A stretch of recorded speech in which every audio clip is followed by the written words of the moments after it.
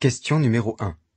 Dans cette zone, le 15 du mois, je stationne du côté impair des habitations avant 20h30. Oui, réponse A. Non, réponse B. Après 21h. Oui, réponse C.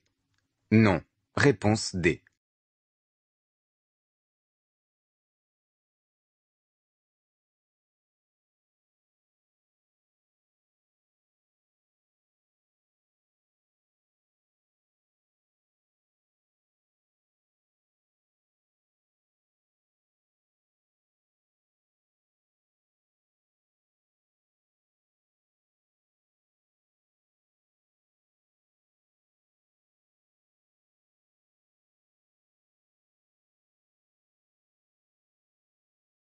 Le 15, je stationne du côté des numéros impairs. Le changement se fait à la fin de chaque quinzaine et entre 20h30 et 21h.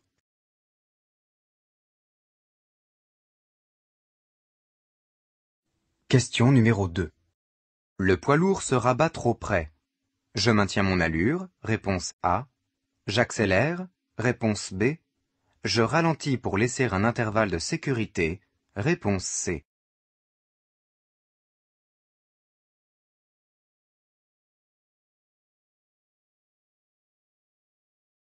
Ce véhicule se rabat trop près. Je ralentis pour créer un intervalle de sécurité de 2 secondes. Question numéro 3. En manœuvrant en marche arrière, je contrôle la présence d'autres usagers dans les rétroviseurs uniquement. Oui, réponse A. Non, réponse B. En vision directe uniquement. Oui, réponse C.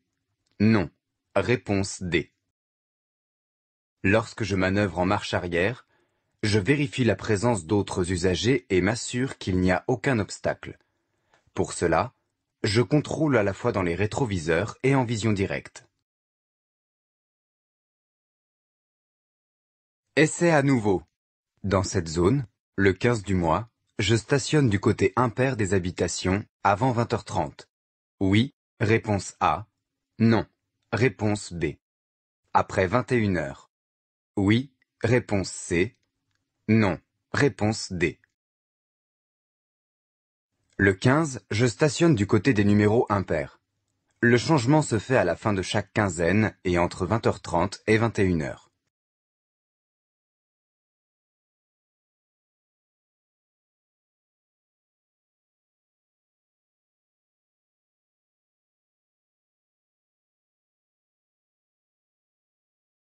Question numéro 4.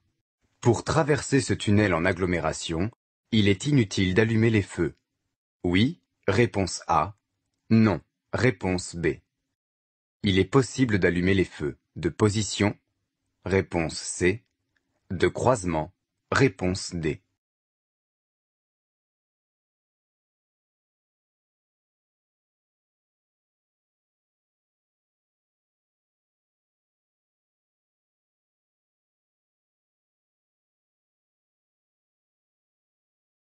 Les feux de position ou de croisement sont obligatoirement allumés pour circuler dans un tunnel en agglomération.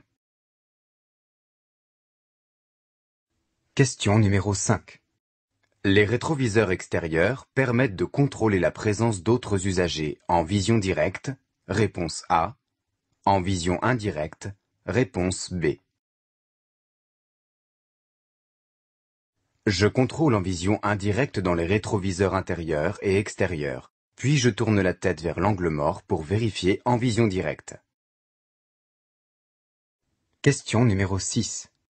Élève conductrice, je présente aux forces de l'ordre ma demande de permis de conduire ou sa copie. Oui, réponse A. Non, réponse B. Les papiers du véhicule. Oui, réponse C. Non, réponse D.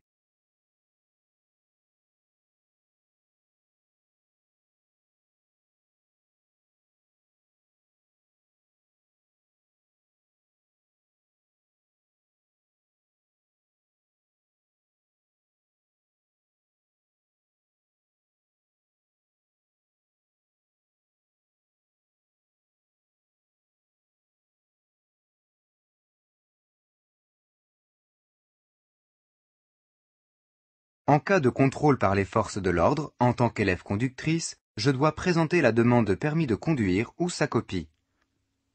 Je présente également les papiers du véhicule, certificat d'immatriculation et assurance. J'ai mon livret d'apprentissage à bord, mais il ne me sera pas demandé. Essai à nouveau. Pour traverser ce tunnel en agglomération, il est inutile d'allumer les feux. Oui, réponse A. Non, réponse B. Il est possible d'allumer les feux de position, réponse C. De croisement, réponse D. Les feux de position ou de croisement sont obligatoirement allumés pour circuler dans un tunnel en agglomération. Question numéro 7.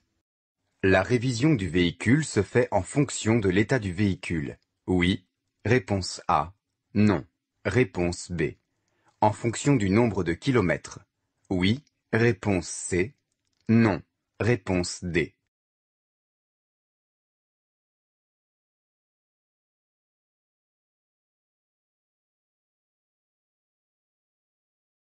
La révision peut se faire en fonction de l'état du véhicule ou d'un problème particulier, bruit moteur, fumée douteuse, etc. Le carnet d'entretien du véhicule permet d'avoir un suivi régulier en fonction du nombre de kilomètres effectués. Question numéro 8. En période hivernale, j'anticipe mes départs. Oui, réponse A. Non, réponse B.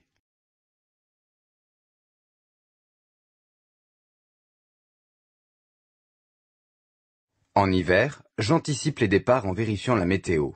Je me lève plus tôt pour avoir le temps d'enlever la neige sur mon véhicule. Je prends les précautions nécessaires et je circule en adaptant mon allure à la situation. Essai à nouveau. Élève conductrice, je présente aux forces de l'ordre ma demande de permis de conduire ou sa copie. Oui, réponse A. Non, réponse B. Les papiers du véhicule. Oui, réponse C. Non, réponse D. En cas de contrôle par les forces de l'ordre, en tant qu'élève conductrice, je dois présenter la demande de permis de conduire ou sa copie. Je présente également les papiers du véhicule, certificat d'immatriculation et assurance. J'ai mon livret d'apprentissage à bord, mais il ne me sera pas demandé. Question numéro 9. Le trafic est faible. Je positionne mes mains en bas du volant. Oui, réponse A. Non, réponse B. Quel que soit le trafic, je tiens le volant des deux mains en les positionnant au plus près des commandes et manettes.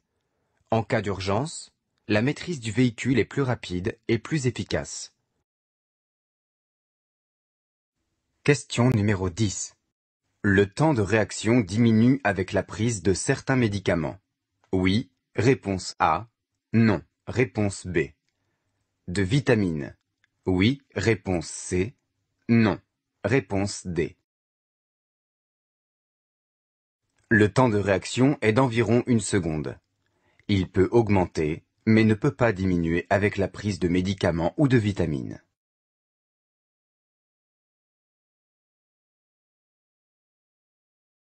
Question numéro 11.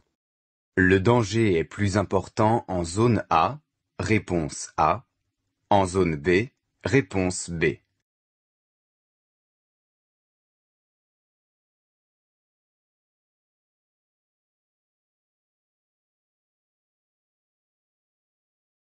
Le danger est plus important en zone A. À l'arrière de la voiture grise, un enfant traverse sur la chaussée. De plus, le montant de la carrosserie de mon véhicule peut masquer un autre piéton. Question numéro 12. L'autopartage permet de réduire l'encombrement des villes. Oui, réponse A. Non, réponse B. La pollution atmosphérique. Oui, réponse C. Non, réponse D.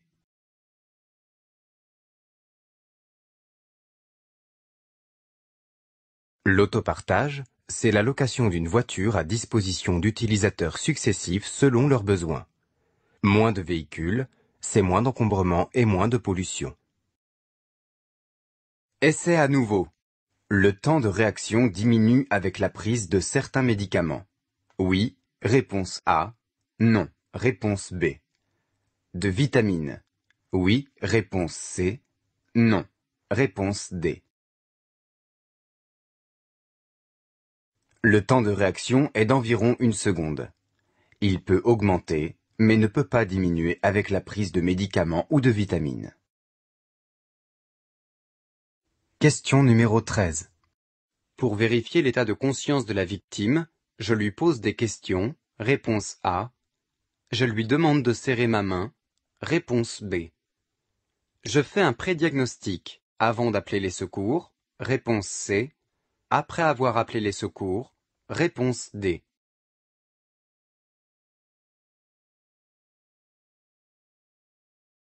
J'effectue un prédiagnostic de la victime avant d'appeler les secours. Je vérifie si elle est consciente en lui posant des questions.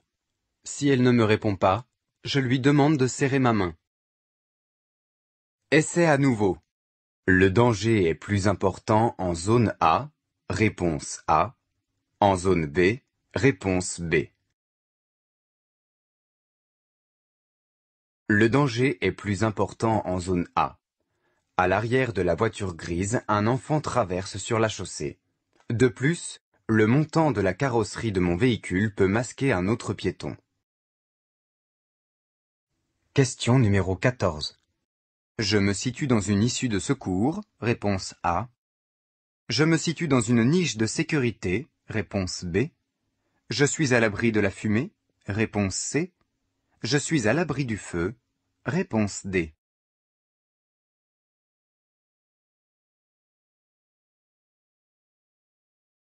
Je me trouve dans une niche de sécurité.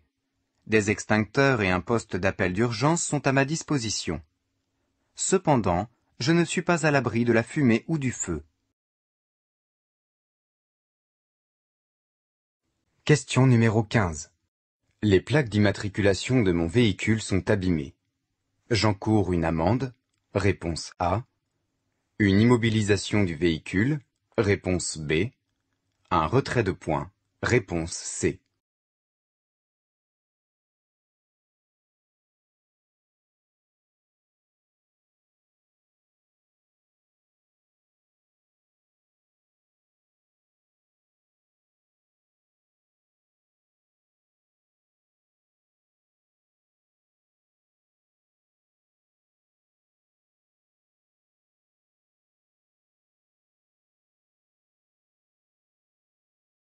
Les plaques d'immatriculation permettent d'identifier le véhicule et le propriétaire de la carte grise. Si les plaques d'immatriculation sont sales ou abîmées, j'encours une amende de 4e classe et une immobilisation du véhicule. Question numéro 16. En circulation, je contrôle le rétroviseur intérieur avant de freiner. Oui, réponse A. Non, réponse B. Avant d'accélérer. Oui, réponse C. Non, réponse D.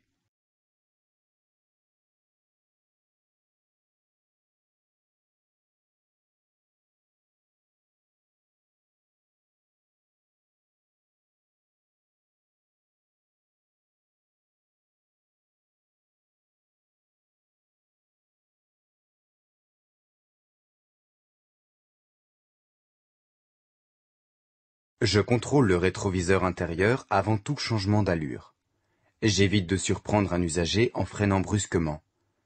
Avant d'accélérer, je vérifie que personne ne me dépasse.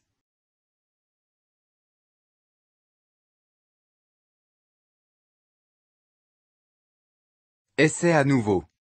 Je me situe dans une issue de secours. Réponse A. Je me situe dans une niche de sécurité. Réponse B. Je suis à l'abri de la fumée. Réponse C. Je suis à l'abri du feu. Réponse D. Je me trouve dans une niche de sécurité. Des extincteurs et un poste d'appel d'urgence sont à ma disposition. Cependant, je ne suis pas à l'abri de la fumée ou du feu.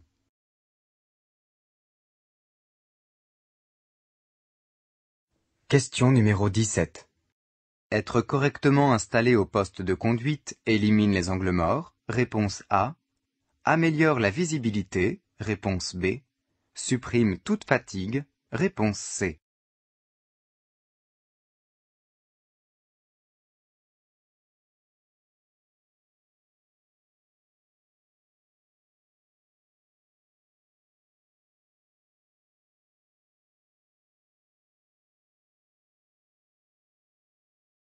Une installation correcte améliore la visibilité, mais pas les angles morts, et permet d'accéder facilement aux commandes. Elle limite mais n'empêche pas la fatigue. Essai à nouveau. Les plaques d'immatriculation de mon véhicule sont abîmées. J'encours une amende, réponse A. Une immobilisation du véhicule, réponse B. Un retrait de points, réponse C. Les plaques d'immatriculation permettent d'identifier le véhicule et le propriétaire de la carte grise. Si les plaques d'immatriculation sont sales ou abîmées, j'encours une amende de 4e classe et une immobilisation du véhicule. Question numéro 18. J'effectue les réglages sur l'écran du véhicule en circulation, réponse A. À l'arrêt, réponse B. Les écrans perturbent l'attention. Oui, réponse C. Non, réponse D.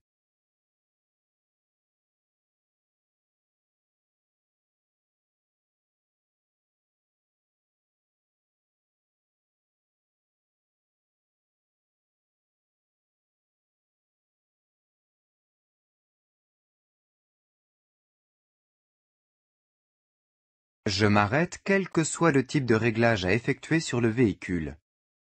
L'attention du conducteur est perturbée. Le temps de réaction augmente.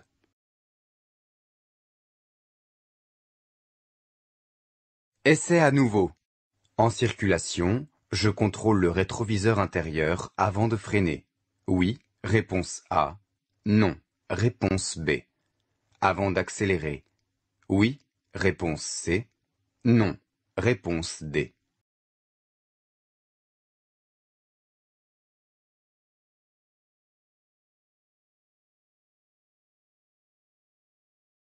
Je contrôle le rétroviseur intérieur avant tout changement d'allure.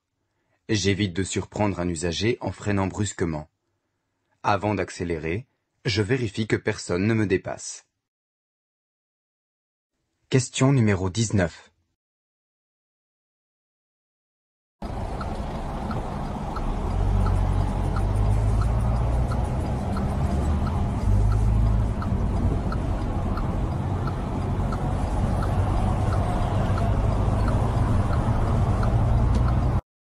Dans cette circulation chargée, je remercie l'usager qui m'a laissé passer. Oui, réponse A. Non, réponse B. Il devait me céder le passage. Oui, réponse C. Non, réponse D.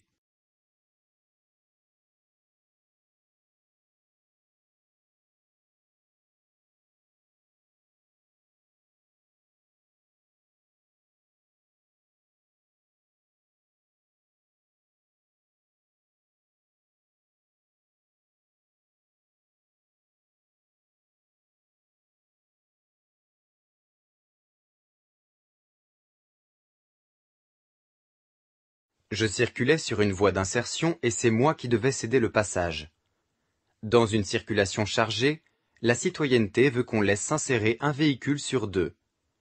Cette technique est dite de la fermeture éclair. Je remercie l'usager de m'avoir laissé passer par un geste de la main. Essai à nouveau. Être correctement installé au poste de conduite élimine les angles morts, réponse A. Améliore la visibilité, réponse B. Supprime toute fatigue, réponse C.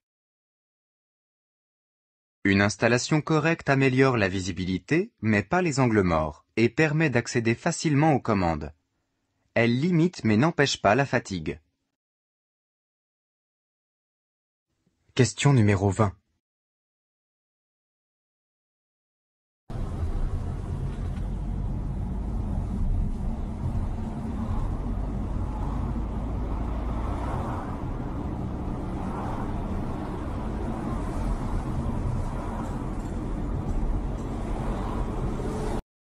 Je vois le feu vert depuis plus de 10 secondes. J'accélère, réponse A. Je ralentis, réponse B. Je place le pied devant le frein, réponse C. Je me prépare à m'arrêter, réponse D.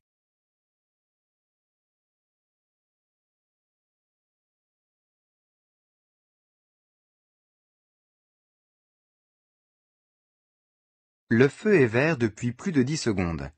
Il est sur le point de passer au jaune. Donc je dois me préparer à m'arrêter en plaçant le pied devant le frein, ce qui aura pour effet de me faire ralentir. Question numéro 21.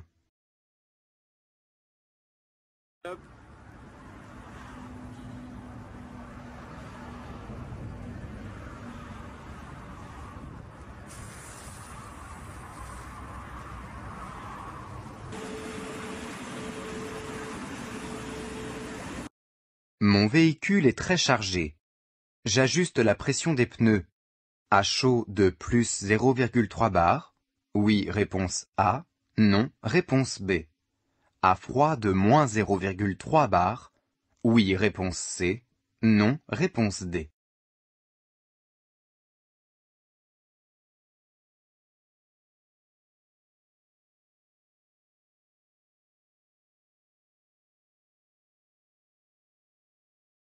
La pression d'un pneu se contrôle de préférence à froid. Je respecte les préconisations du constructeur. À chaud, j'augmente la pression de 0,3 bar. Il n'y a pas de situation pour laquelle je doive baisser cette pression. Question numéro 22.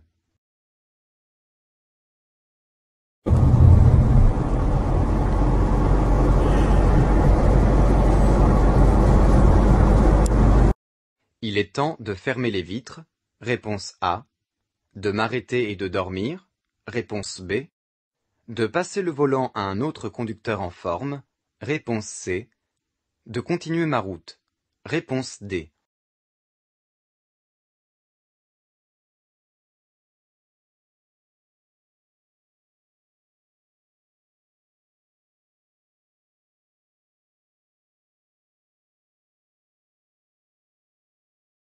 Visiblement, je ne suis plus en état de continuer ma route. Trop fatigué par une conduite soutenue, je dois m'arrêter immédiatement et dormir ou passer le volant à un autre conducteur en meilleure forme. Essai à nouveau.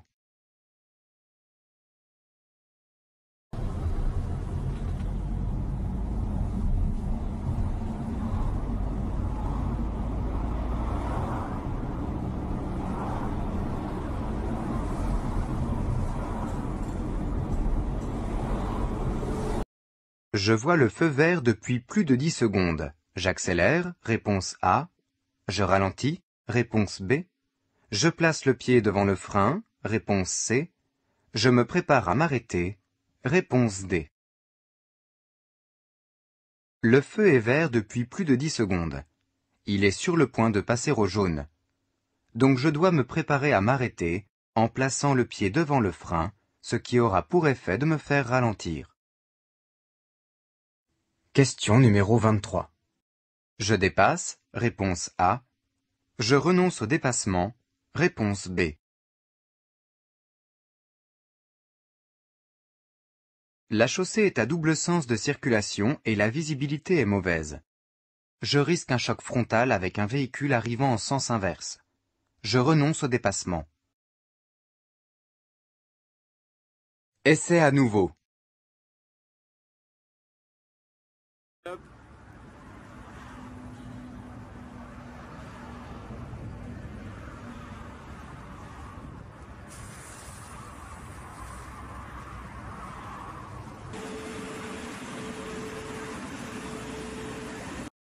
Mon véhicule est très chargé. J'ajuste la pression des pneus. À chaud de plus 0,3 bar. Oui, réponse A. Non, réponse B. À froid de moins 0,3 bar. Oui, réponse C. Non, réponse D. La pression d'un pneu se contrôle de préférence à froid. Je respecte les préconisations du constructeur. À chaud, j'augmente la pression de 0,3 bar. Il n'y a pas de situation pour laquelle je doive baisser cette pression. Question numéro 24. Pour réduire les émissions polluantes, je surveille régulièrement le gonflage des pneus. Oui, réponse A. Non, réponse B. J'adopte une conduite basée sur l'anticipation. Oui, réponse C. Non, réponse D.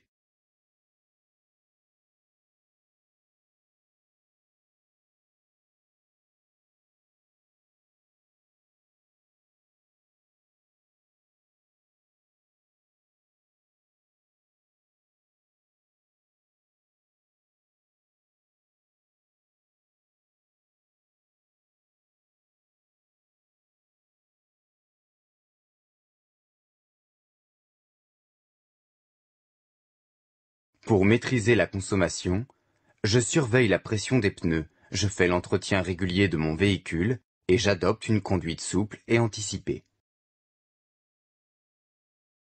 Question numéro 25. Je m'arrête pour baisser le son de la radio, réponse A. Pour entrer une destination dans le navigateur, réponse B. Pour baisser la climatisation, réponse C. Pour répondre à un appel téléphonique, réponse D.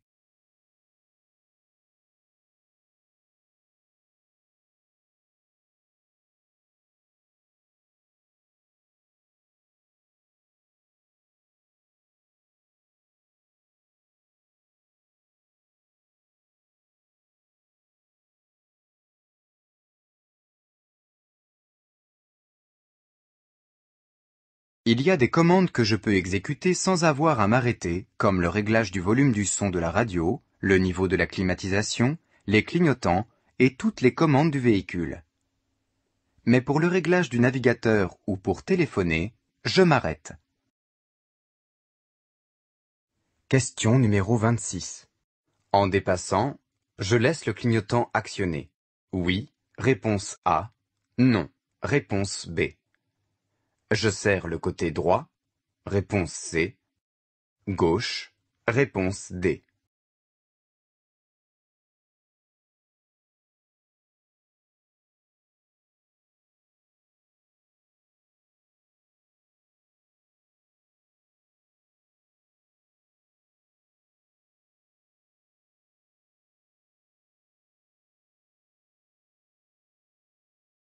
Pour clarifier mon intention de dépasser auprès des autres usagers et pour être plus visible, je laisse le clignotant allumé.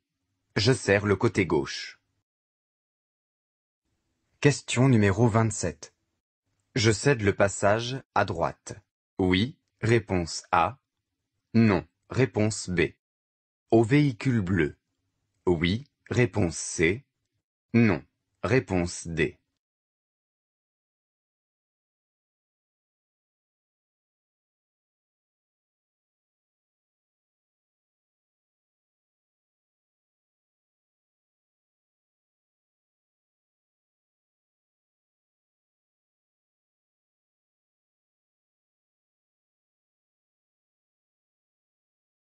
La signalisation horizontale à droite indique un céder le passage. En tournant, la voiture bleue coupe ma route. J'ai la priorité de passage. Je passe avec prudence, pied face au frein. Essai à nouveau. Je m'arrête pour baisser le son de la radio. Réponse A. Pour entrer une destination dans le navigateur. Réponse B. Pour baisser la climatisation. Réponse C. Pour répondre à un appel téléphonique. Réponse D. Il y a des commandes que je peux exécuter sans avoir à m'arrêter, comme le réglage du volume du son de la radio, le niveau de la climatisation, les clignotants et toutes les commandes du véhicule. Mais pour le réglage du navigateur ou pour téléphoner, je m'arrête. Question numéro 28. Je circule à 50 km/h. J'augmente l'intervalle de sécurité. Oui, réponse A. Non, réponse B.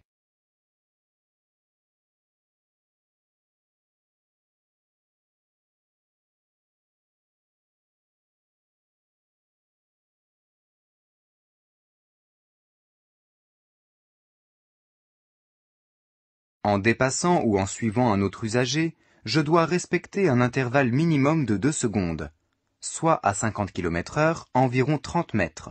6 x 5. Question numéro 29. En prenant un selfie en circulation, je risque un choc frontal. Réponse A. Une collision. Réponse B. Un impact à 110 km/h correspond à une chute de 15 mètres. Réponse C. De 46 mètres. Réponse D.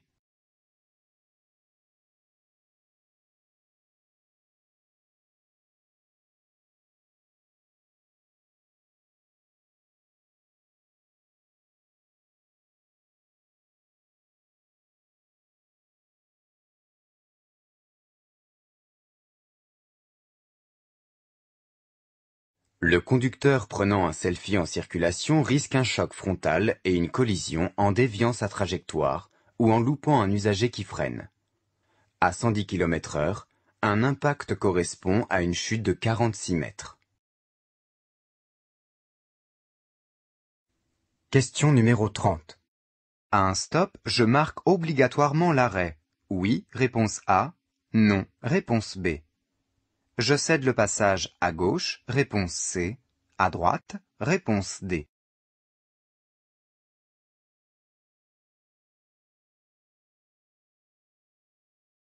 Je marque toujours l'arrêt à un stop, le temps de prendre l'information. Quelle que soit ma direction, je cède le passage à gauche et à droite. Essai à nouveau. Je circule à 50 km/h. J'augmente l'intervalle de sécurité. Oui, réponse A. Non, réponse B.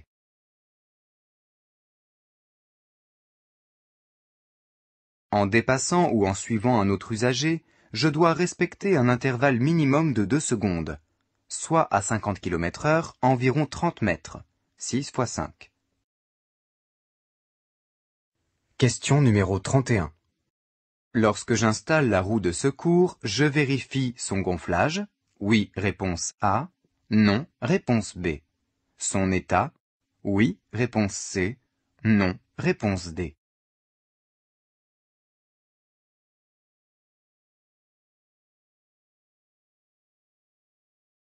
Lorsque j'installe la roue de secours, je vérifie systématiquement son gonflage et l'état du flanc et de la bande de roulement.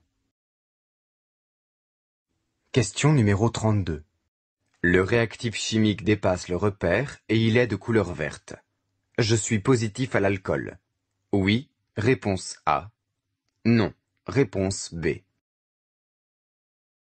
Après avoir soufflé dans l'éthylotest, si le réactif se colore en vert et dépasse le repère, j'ai bu trop d'alcool.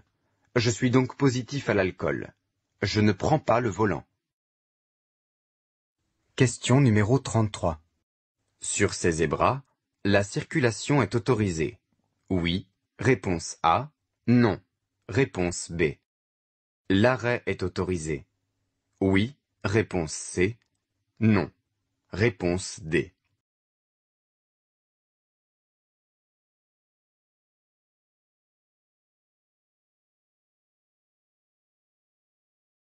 Ces zébras mettent en évidence l'emplacement réservé à l'arrêt de bus.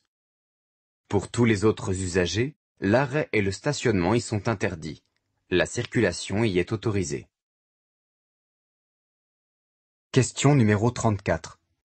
Avec certains médicaments, le temps de réaction augmente. Réponse A. Diminue. Réponse B.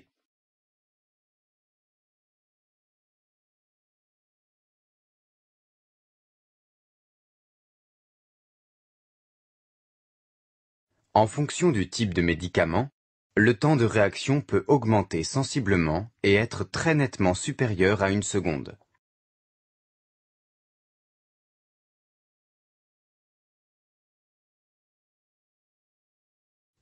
Question numéro 35. Pratiquer l'écoconduite, c'est utiliser la climatisation. Réponse A. Anticiper et conduire en souplesse. Réponse B. Couper le moteur à chaque arrêt prolongé. Réponse C. Accélérer avant de démarrer au feu rouge. Réponse D.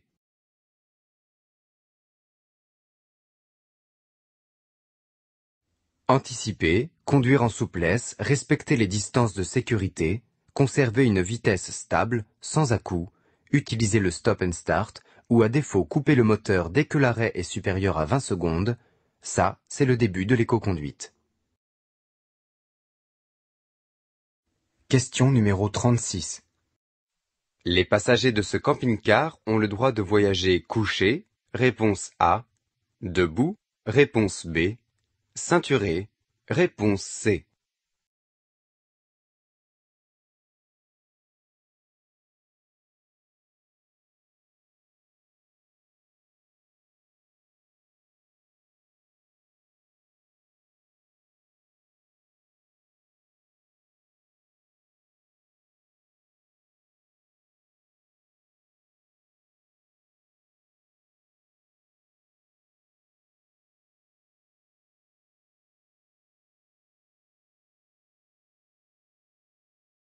Pour la sécurité de tous, les occupants d'un véhicule, y compris un camping-car, voyagent assis, sur un siège, muni d'une ceinture de sécurité attachée, ou dans un dispositif adapté à leur âge.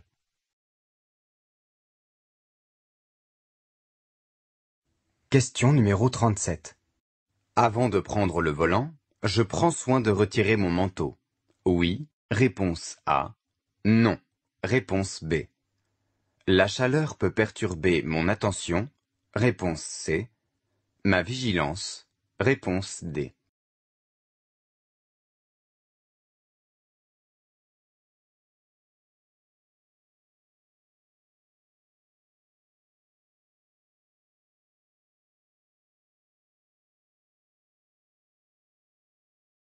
Un manteau gêne les mouvements du conducteur et donc la maîtrise du véhicule. Je le retire avant de démarrer. La chaleur favorise l'endormissement, donc perturbe ma vigilance. En ayant trop chaud, je risque de ne pas me concentrer sur la route. Question numéro 38. Il est conseillé de faire une pause, pour le conducteur novice, toutes les heures. Réponse A. Toutes les 2 heures. Réponse B. Pour le conducteur expérimenté, toutes les 2 heures. Réponse C. Toutes les 4 heures. Réponse D.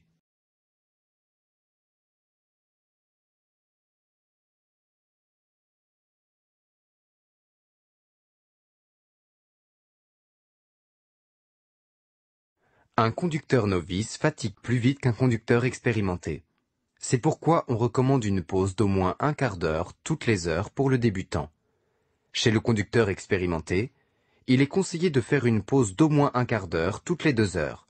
On ne peut pas lutter contre la fatigue. Essai à nouveau.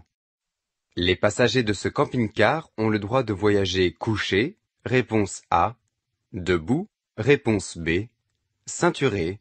Réponse C.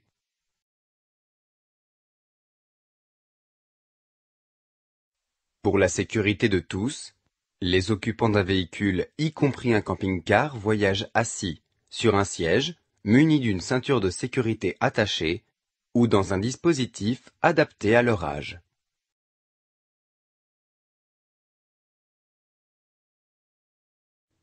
Question numéro 39. En cas d'incendie, derrière cette porte, je suis à l'abri de la fumée et du feu. Oui, réponse A. Non, réponse B. J'y trouverai un extincteur. Oui, réponse C. Non, réponse D.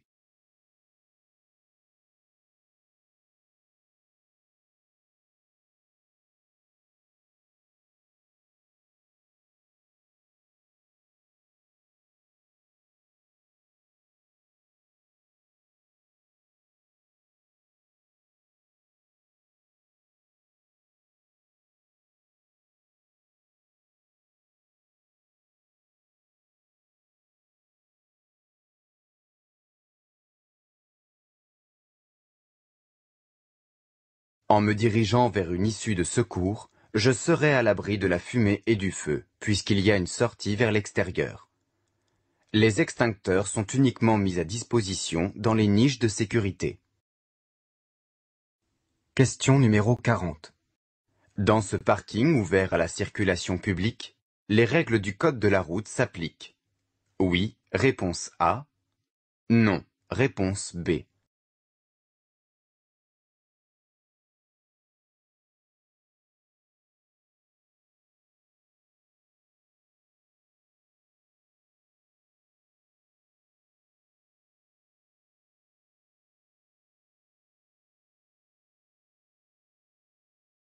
Les parkings des grandes surfaces sont en général ouverts à la circulation publique.